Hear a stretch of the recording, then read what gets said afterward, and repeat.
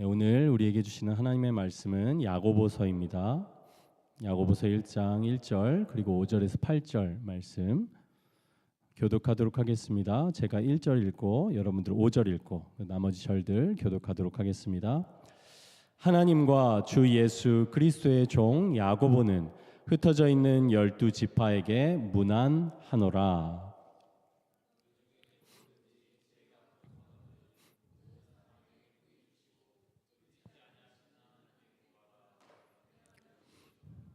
오직 믿음으로 구하고 조금도 의심하지 말라. 의심하는 자는 마치 바람에 밀려 요동하는 바다 물결 같으니. 함께 읽습니다. 두 마음을 품어 모든 일에 정함이 없는 자로다. 아멘. 지난 시간까지 저희들 요나서 말씀을 들었습니다. 이제 청년들에게 요나서가 다 끝났기 때문에 어떤 말씀 전할까 고민하고 기도하다가 이제 오늘부터 야고보서 말씀을 함께 나누려고 합니다. 야고보서는 매우 실천적인 책입니다. 그러니까 실제적인 책이에요. 그래서 실제적인 권면들이 많이 담겨 있어요. 여러분 구약의 잠언서 아시죠? 다 아실 거예요. 이 잠언이 지혜의 책이라고 불리는데요. 이 야고보서가 신약의 잠언 이렇게도 불리는 그런 책입니다. 야고보서의 큰 주제 중에 하나는 온전함이에요. 온전함. 이 야고보서는 이 온전함을 성도 개인뿐 아니라 여러분 한 사람 한 사람뿐 아니라 공동체적으로 교회적으로 이 온전함을 이루라고 말씀하고 있어요. 여러분 온전해지고 싶으시죠? 네, 온전해지고 싶으시죠? 그리고 신앙이 성숙하기를 원하시죠? 네. 그리고 우리 공동체도 나뿐만 아니라 우리 공동체도 정말 그런 온전하고 성숙한 공동체가 되기를 여러분 바라실 거예요. 그렇다면 한번 이 야고보서의 말씀에 또 귀를 기울여 보시기 바랍니다.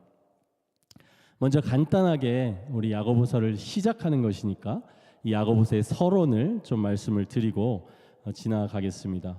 1절 말씀을 통해서 서론을 말씀드릴 텐데요. 하나님과 주 예수 그리스도의 종 야고보는 흩어져 있는 12지파에게 문안하노라. 이렇게 편지가 시작하고 있어요.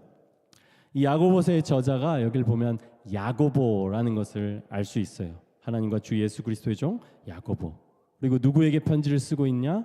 흩어져 있는 12지파. 그러니까 디아스포라라고 불리는 이 유대인 그리스도인 공동체, 지금 박해 때문에 여러 사정 때문에 흩어져 있는 그 유대인 그리스도인 공동체에게 지금 화면에 보면 보이시는 예수님의 형제 야고보가 편지를 쓰고 있는 거예요.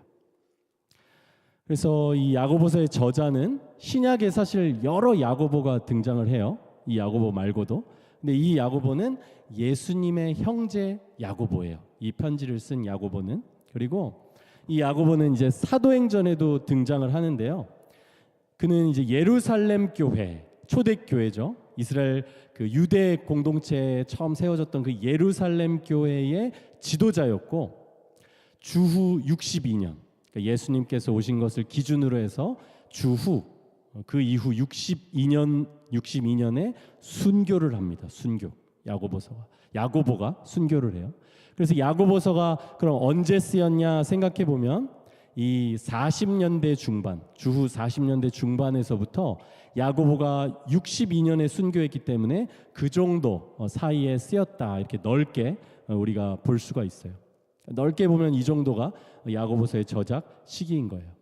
근데 재밌는 것은 이 야고보서의 저작 시기가 우리가 잘 알고 있는 마태, 마가, 누가, 요한복음 4복음서보다 더 빨라요. 4복음서보다 야고보서는 더 빨리 이렇게 쓰여진 편지이고 쓰여진 신약 성경이에요. 이렇게 야고보서가 저작 연대도 상대적으로 빠르고 그리고 초대교회 성도들 중에서도 그 초대교회의 다수를 차지하고 있던 처음엔 다수였겠죠. 유대인이. 이 유대인 그리스도인, 유대계 그리스도인 공동체에 보내는 편지이기 때문에 이게 연대가 빠르고 유대인 그리스도인에게 보내는 주로 수신자가 주요 수신자가 그들이기 때문에 이게 특별히 구약 성경과 깊은 관련이 있다고 이렇게 보고 있어요. 그래서 이미 말씀드린 것처럼 야고보서는 굉장히 실천적인 이 지혜의 글로서 구약의 지혜서라고 불리는 잠언이랑 연결이 되고요. 그리고 야고보서가 막 강하게 지적하는 것 중에 하나가 믿음과 삶의 불일치예요. 이건 우리가 어디서 볼 수 있어요? 구약의 선지서. 선지자들이 항상 지적하는 것이 그 믿음과 삶의 불일치잖아요. 그래서 이 선지서와 또 관련이 있고, 물론 아직 사복음서가 적혀져 있지는 않지만 예수님의 가르침을 적은 것이 사복음서잖아요. 그러니까 예수님의 그 가르침을 날 것 그대로 아직 적혀지진 않았지만 사복음서로 그 예수님의 가르침을 또 간직하고 있는 것이 이 야고보서예요. 잠언과 연결되고요, 구약의 선지서들과 연결되고요, 우리가 사복음서에 있는 예수님의 가르침이 이 안에 이렇게 스며들어 있는 것이 바로 야고보서예요. 이렇게 얘기 들으니까 또 기대가 되지 않으세요? 네, 저만 기대가 되나요? 네. 단순한 편지가 아니고 야고보서는 그래서 설교이고요, 지혜의 문학이고 또 비판과 도덕적인 권면이 담긴 이 선지자적인 메시지가 바로 야고보서인 거예요.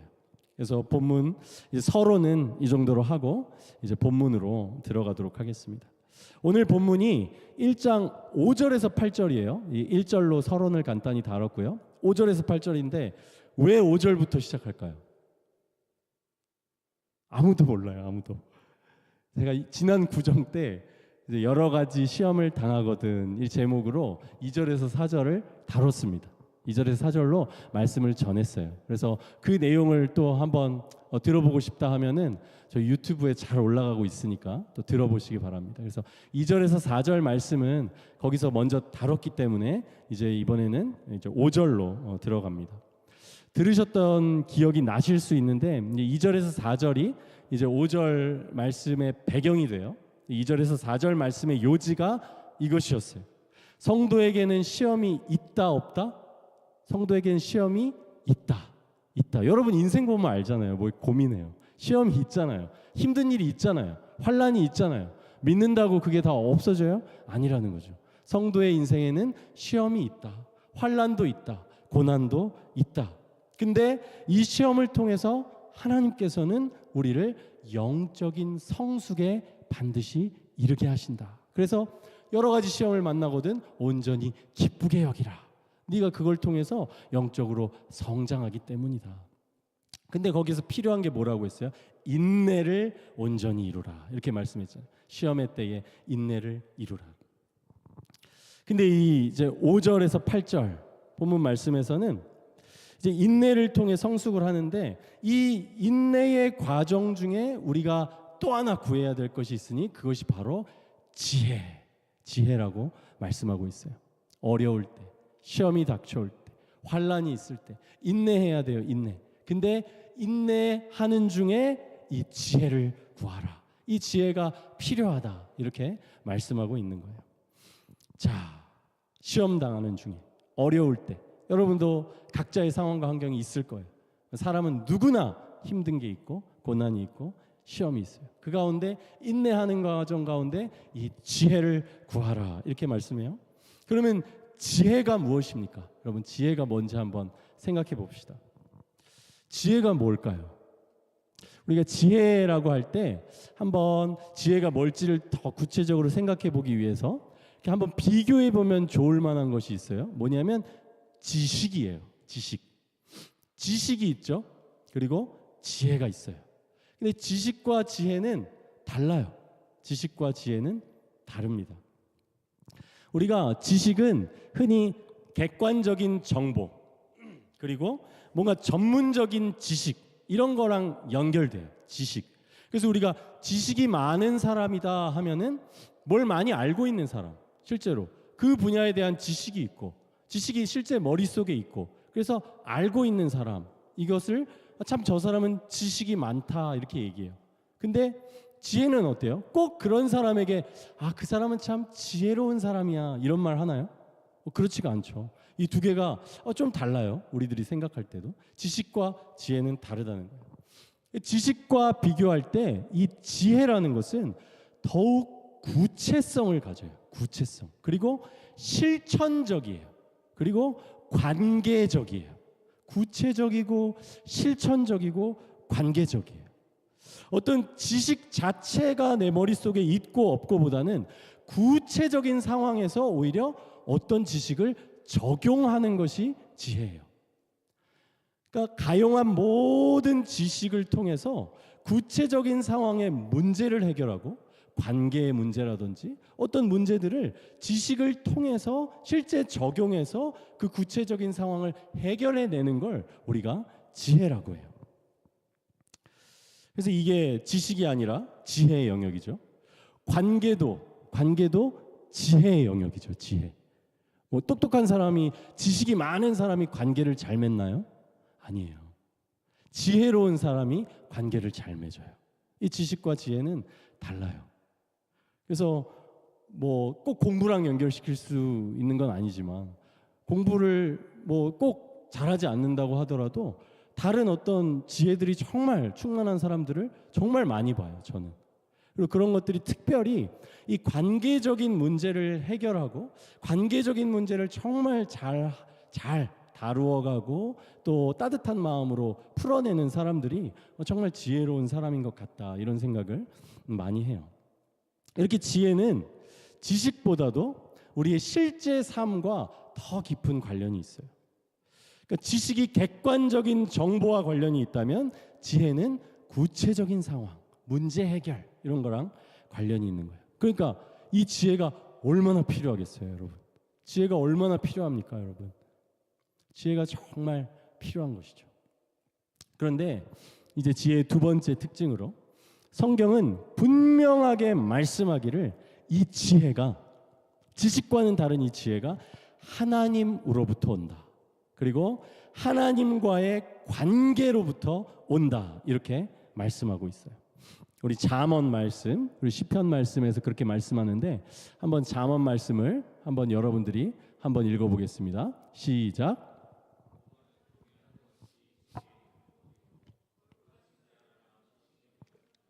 네, 시편 말씀도 한번 읽어주세요. 시작. 네, 여기 보면 지혜가 하나님으로부터 시작되는 것을 우리가 볼 수 있어요. 경외라는 것은요, 하나님과의 관계가 바른 거예요. 하나님과의 관계, 바른 관계. 내가 하나님과의 관계가 바르게 맺어져 있는 것이 바로 경외예요. 그러니까 하나님을 지극히 사랑하면서도 그분이 거룩하시고 엄위하신 분인 걸 알기 때문에 그분 앞에서 삼가고 조심하고 두려워할 줄 아는 것이 이게 경외거든요. 이게 하나님과의 바른 관계예요. 이 바른 관계에서부터 지혜가 하나님을 경외하는 것이 지혜의 근본이에요. 그리고 여기서 근본이라고 번역하고 있는 히브리어가 보니까 시작이에요. 시작. 처음. 하나님을 경외하는 것이 지혜의 시작이니라. 이렇게 말씀하고 있는 거예요. 여기서부터 지혜가 시작되는 거예요. 하나님으로부터 지혜가 오고요. 하나님과 바른 관계를 맺는 것이 지혜의 시작이에요. 지금 성경이 말씀하는 지혜와 관련해서 이제 점점 더 깊은 의미로 우리가 나아가고 있는데요. 이제 지혜의 마지막 특성으로요. 이 지혜, 이게 중요해요. 또 이 지혜는 하나님으로부터 오고 하나님과의 바른 관계에서부터 오기 때문에 당연한 것인데요. 여러분 이걸 꼭 기억해야 돼요. 이 지혜는 하나님을 닮았어요. 하나님을 닮았어요. 이 지혜는 하나님을 닮았어요. 이 부분이 중요해요. 왜냐하면 다른 지혜가 있기 때문이에요. 야고보서에서도요, 이 하늘의 지혜와 땅의 지혜를 구별하고 있어요. 심지어 야고보는 이 땅의 지혜를 뭐라고까지 이야기하는 줄 아세요? 정욕의 지혜, 귀신의 지혜, 이렇게 얘기해요. 저는 성경의 언어 그대로 말씀드리고 있는 거예요. 우리가 지혜라고 생각하는 것 중에 하늘로부터 오는 지혜도 있지만 정욕적 지혜가 있고 귀신의 지혜가 있다는 것이에요. 그렇다면 무엇이 이 지혜를 구별합니까? 성경에 따르면 이 하늘의 지혜와 땅의 지혜를 구별하는 가장 핵심은 바로 청결한 마음이에요. 청결한 마음. 야고보서 3장 17절에 뭐라고 말씀하냐면 오직 위로부터 난 지혜, 하늘로부터 오는 지혜는 성결하고. 이게 지혜의 속성 중에 가장 먼저 나오는 표현이에요. 성결하고. 그러니까 성결하고라는 말은 청결한 이런 의미예요. 청결하다. 영어로 하면 pure, 그리고 innocent, 뭐냐면 죄와 관련이 없는, 너무 깨끗한, 시기나 질투나 나의 정욕이나 나의 뜻, 이것과 대비되는 깨끗하게 하나님의 뜻을 이루고자 하는, 다른 사람을 긍휼히 여기고 나의 뜻을 내려놓는 그 지혜는 첫째 성결하고. 이것이 하늘의 지혜와 땅의 지혜를 구별하는 가장 결정적인 특징이에요. 거룩한 마음, 죄가 없는 마음, 그 청결한 마음, 이것이 바로 하늘의 지혜가 갖는 가장 중요한 속성이에요.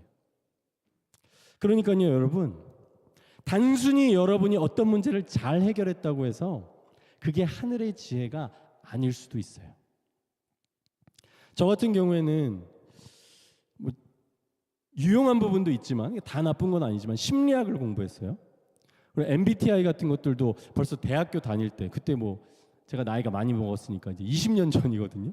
그럴 때 MBTI 막 유행하기 전에도 다 공부해 봤고 알고 있었어요. 그래서 나름 사람의 마음에 대해서 잘 안다, 사람의 성향에 대해서 잘 안다, 이렇게 생각을 했어요. 근데 그게 직관적으로 사람을 판단하게 만들더라고요. 아, 저 사람은 저런 사람, 그러니까 이렇게 하면 나한테 뭐 유리하겠지, 혹은 싫어하겠지. 근데 그게 저는 이 말씀을 묵상하는 가운데 언젠가 이게 하늘로부터 오는 지혜가 아니겠구나라고 생각하기 시작했어요. 그리고 그것을 그냥 적용하지 않기 시작했어요. 물론 나와 다르다는 것에 있어서는 저 사람은 이런 부분이 나와 다르구나라고 생각하는데 유용한 도구가 될 수 있지만, 어떤 무슨 심리학적인 지식이나 직관, 어떤 나의 이런 것들을 통해서 다른 사람을 판단하고 그것을 이용하는 나의 어떤 목적을 위해서, 이것이 좋은 것이 아니겠다는 생각이 들었어요. 실제로 그것으로는, 저는 그 지혜로는 영혼을 구원한 적이 없는 것 같아요.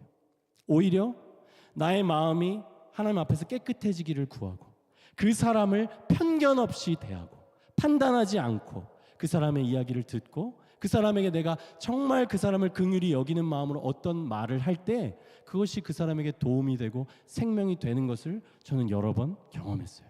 그러니까 이런 것들이 어떻게 보면 정욕의 것, 귀신의 지혜, 세상의 지혜이고요, 그것과는 청결한 마음에 임하는 하늘의 지혜는 다르다고 하는 것이에요. 특별히 우리는 지혜라고 하면 나의 모든 어떤 힘을 이렇게 다해서 어떻게 하면 내 걸 잘 챙길 수 있을까? 어떻게 하면 내가 저 사람을 이기고 경쟁에서 승리할까? 어떻게 하면 내가 세상적으로 돈을 잘 벌고 내가 원하는 것을 이룰 수 있을까? 이런 것을 고민하면서 어떤 나의 에너지를 거기에 모으면서 생각하게 되기도 하는데, 우리가 세상을 살아갈 때 그것은 성경에서 말씀하는 하늘의 지혜가 아닌 것이에요. 지혜는 하나님으로부터 와요. 그리고 하나님을 닮았어요. 그렇기 때문에 하늘의 지혜는 청결한 마음, 그리고 그 지혜 자체로 깨끗하고 그 지혜를 통해 하나님의 뜻을 이루게 돼요. 우리가 구해야 할 지혜가 바로 이 지혜예요. 우리 공동체에 필요한 지혜가 바로 이 지혜예요. 이 하나님을 닮은 지혜예요. 야고보는 이제 시험 중에, 어려울 때, 특별히 어려울 때 이 지혜를 구하라고 지금 말씀하고 있어요. 지혜를 구하라. 다른 지혜가 아니라 이 하늘로부터 오는 이 지혜를 구하라, 이렇게 말씀하고 있어요. 이제 고민은 달라져요. 앞에는 어떻게 하면 내가 성공할 수 있을까? 어떻게 하면 내가 경쟁에서 이길 수 있을까? 어떻게 하면 내가 원하는 걸 가질 수 있을까였다면, 이제 고민이 달라져요. 어떻게 하면 이 구체적인 상황에서, 어려움 가운데에서, 시험 중에도 내가 하나님의 뜻을 이룰 수 있을까? 어떻게 하면 내가 이 어려운 상황에서도 하나님의 성품을 내가 드러낼 수 있을까? 어떻게 하면 내가 불이익을 당하는 이 순간에도 악에게 지지 않고 선으로 악을 이길 수 있을까? 이 고민이 하늘로부터 오는 지혜를 어떻게 보면 구하는 다른 차원의 고민인 것이에요. 주님은 그 하나님의 뜻과 지혜를 적극적으로 구하라고 말씀하고 있어요. 1장 5절인데요. 한번 여러분 목소리로 함께 읽겠습니다. 시작.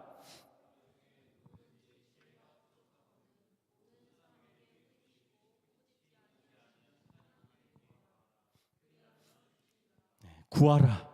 그리하면 주시리라. 이 말씀은 이 지혜를 적극적으로 구하라는 거예요. 구하라는 명령이 우리에게 이 지혜가 정말 필요하기 때문이에요.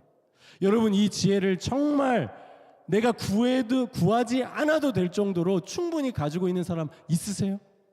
있으십니까?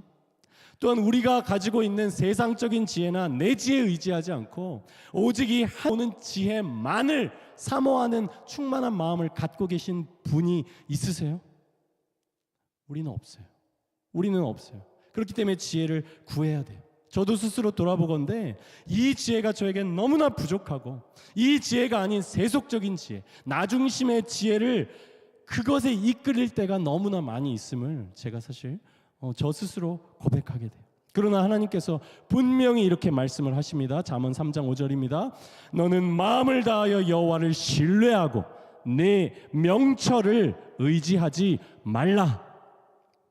네 지혜, 세상 지혜, 네 능력, 하나님은 의지하지 말라고 하세요. 그것으로 복음 전할 수 없습니다. 그것으로 공동체가 아름답게 세워질 수 없습니다. 또 개인적으로도요. 특별히 시험의 상황이 있을 때, 여러분 힘들고 어려울 때, 상황적으로나 내면적으로나 어려움이 닥칠 때 얼마나 우리가 다른 걸 의지하게 돼요. 하나님이 아닌 다른 것, 하나님 방법이 아닌 다른 방법, 이런 것들 우리가 의지하게 되지 않습니까? 특별히 시험의 때에. 또 겉으로는 하나님을 의지하는 것 같은 모양이긴 한데 내 중심의 해결만을 바라면서 정작 하나님의 뜻과는 멀어질 때가 우리가 얼마나 많이 있어요. 그냥 문제 해결만 해주셨으면 좋겠는 거죠. 그 상황에서의 하나님의 뜻이 아니라 내 수준에서의 문제 해결만을 바라며 기도하며 구할 때가 얼마나 많이 있습니까? 그런데 하나님께서는 어려울 때 인내해야 하는 그 상황에서 인내하는 동시에 이 하늘의 지혜를 구하라고 권면하고 있어요. 우리의 연약함을 잘 아는 하나님께서는 이 지혜를 구할 때요, 이제 두 가지를 말씀하세요. 취해야 될 태도 두 가지인데요. 요약하면 이렇습니다. 오늘 본문 말씀을 통해서 우리가 얻을 수 있는 이 지혜를 구할 때 우리에게 필요한 마음가짐이에요. 첫째, 하나님을 신뢰하라.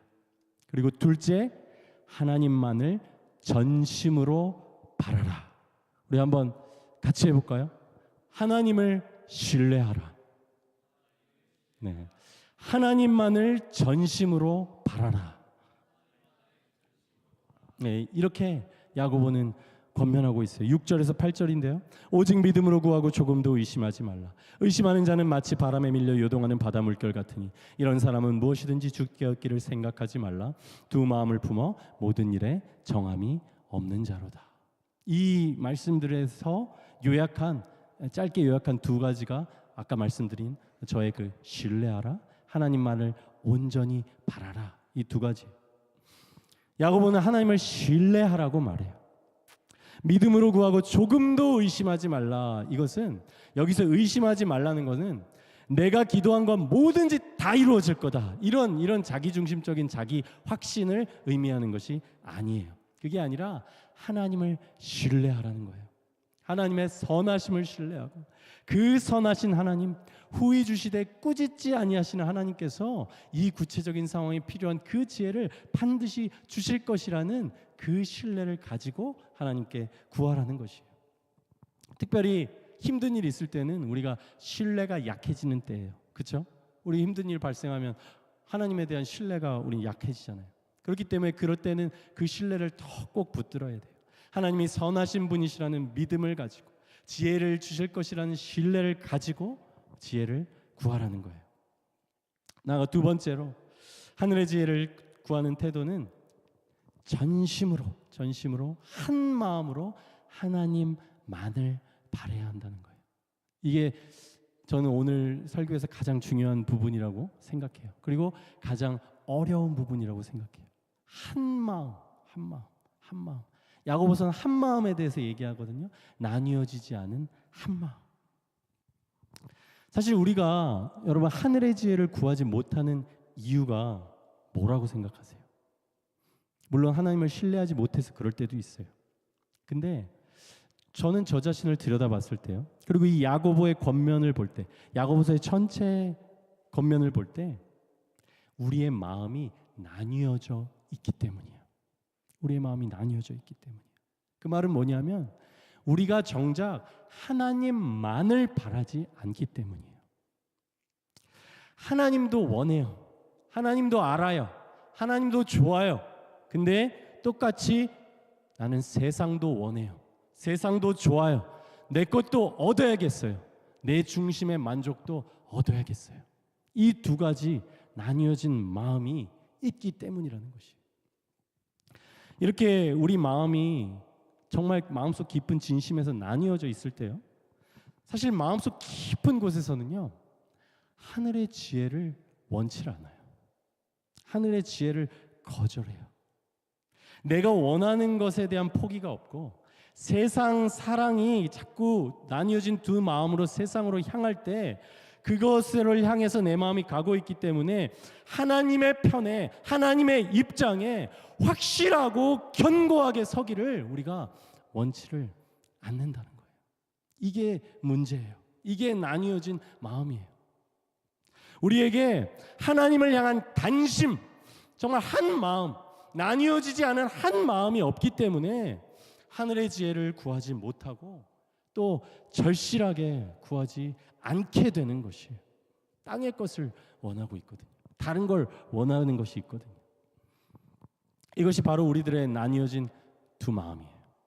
야고보서에서 말씀하는 바람에 밀려 요동하는 바다 물결과 같은 마음, 두 마음을 품어 모든 일에 정함이 없는 마음, 이 세상 가운데 갈팡질팡하는 마음, 세상의 것과 하늘의 것 사이에서 갈등하는 마음, 하나님께서 기뻐하시는 것과 이 세상 사랑 사이에서 정함이 없는 마음이에요.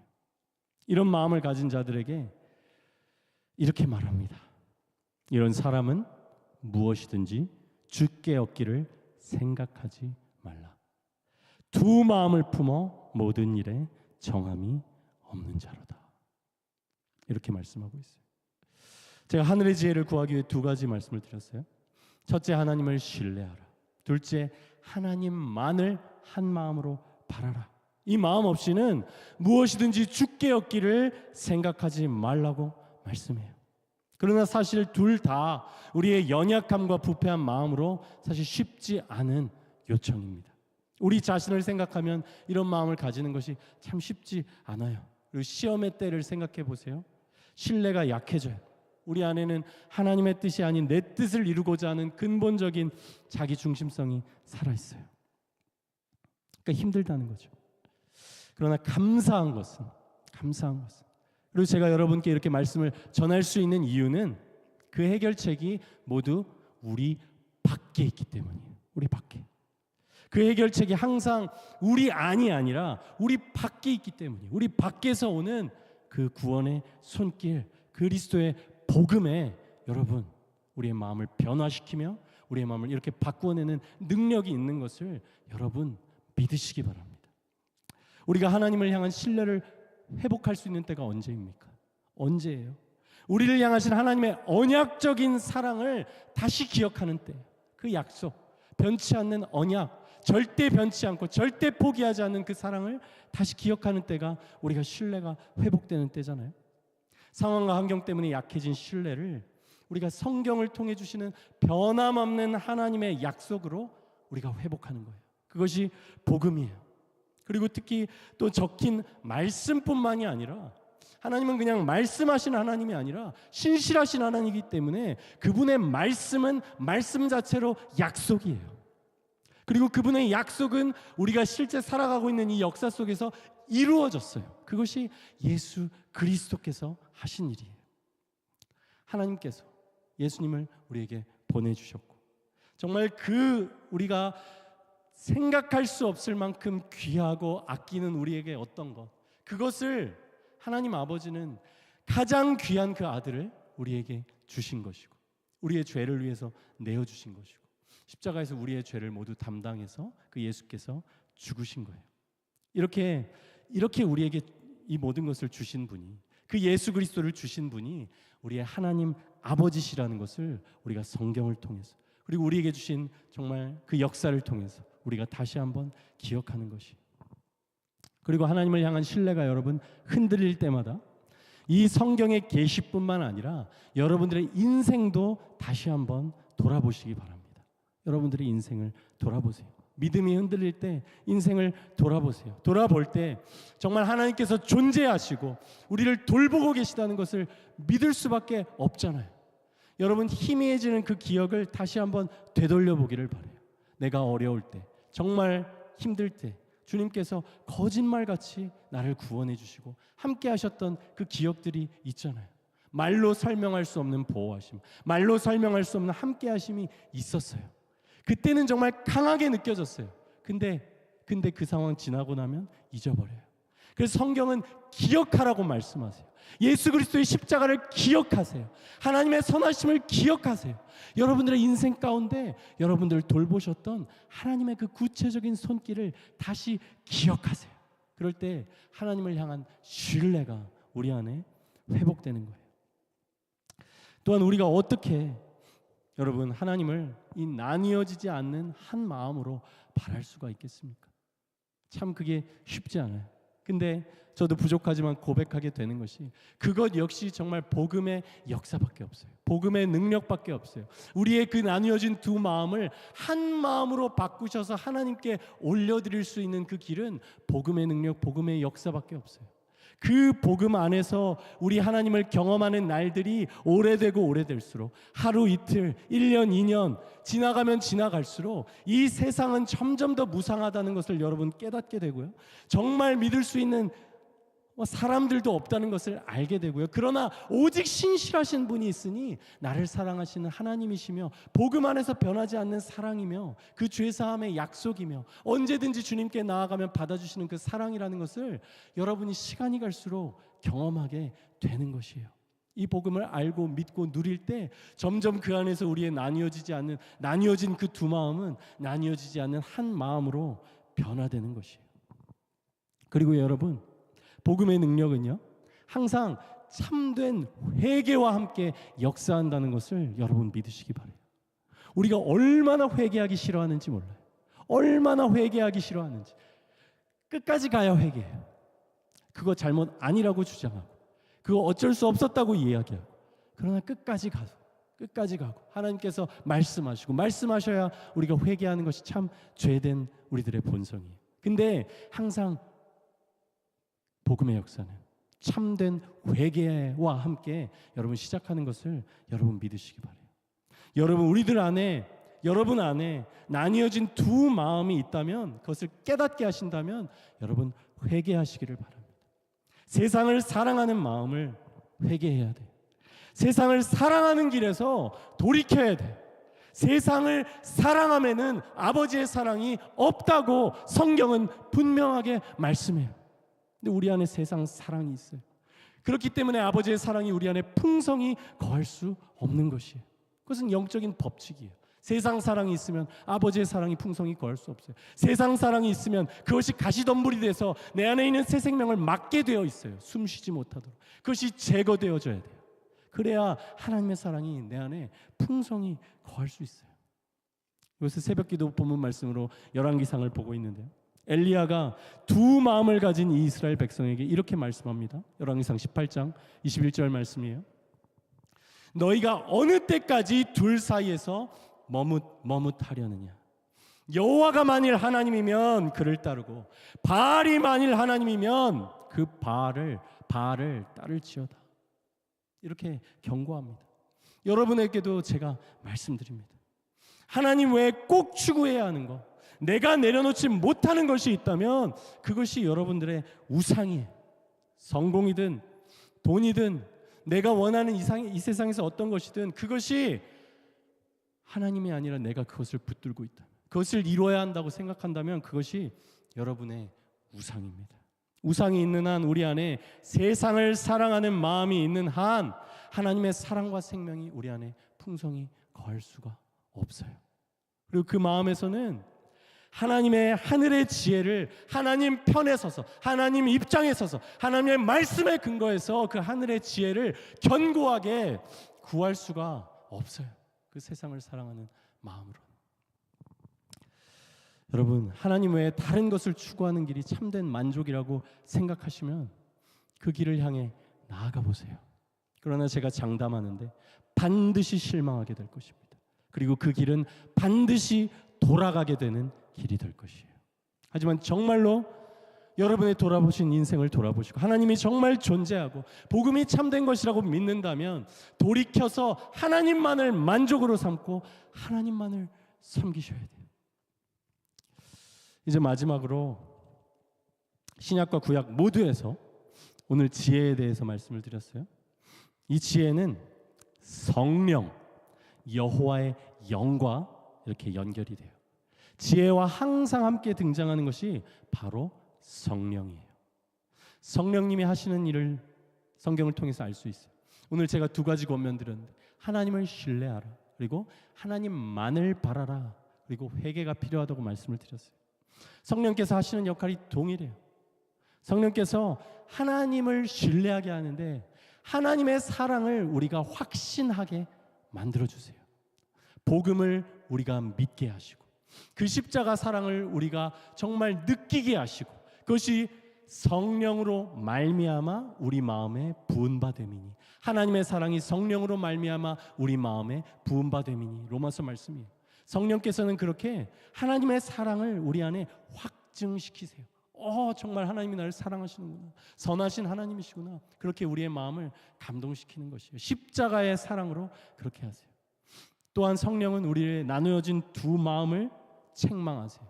성령께서 하시는 일이에요. 죄에 대하여, 의에 대하여, 심판에 대하여 세상을 책망하시리라.